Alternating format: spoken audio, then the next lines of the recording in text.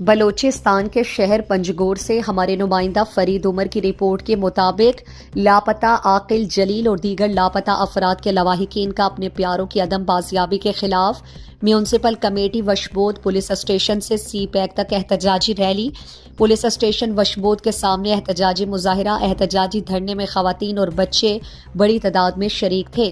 احتجاجی مظاہرہ سے لاپتہ عاقل حوالدار باب جان محمد بلوچ، ظہیر بلوچ، شعیب بلوچ اور دیگر فیملیز نے حصہ لیا۔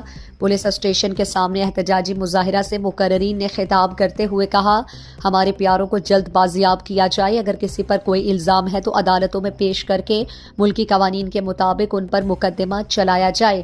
انہوں نے کہا کہ اگر 24 گھنٹے کے اندر اندر عاقل جلیل اور دیگر لاپتہ افراد کو بازیاب نہ کیا گیا تو تربت جانے والی روڈ کو بھی بند کریں گے۔ انہوں نے کہا کہ ہمیں روڈ بند کرنے کا شوق ہے، نہ رمضان المبارک کے مہینے میں احتجاج کرنے، ہمارے پیاروں کو لاپتہ کر کے ہمیں احتجاج پر مجبور کر دیا گیا۔ انہوں نے کہا کہ عاقل اور دیگر لاپتہ افراد کی بازیابی تک احتجاجی دھرنا سی پیک روڈ پر جاری رہے گا۔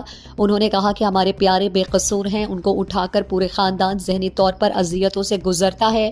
انہوں نے کہا کہ ہمارے پیاروں کو بازیاب کیا جائے۔ واضح رہے لاپتہ عاقل جلیل کے لواحقین کی جانب سے ان کی عدم بازیابی کے خلاف آج 5واں روز بھی سی پیک روڈ بند ہے، جس کی وجہ سے کوئٹہ، کراچی، خزدار، گوادر سمیت صوبے کے دیگر علاقوں میں آنے جانے والی سینکڑوں گاڑیاں پھنس گئی ہیں، مسافر پریشان ہیں۔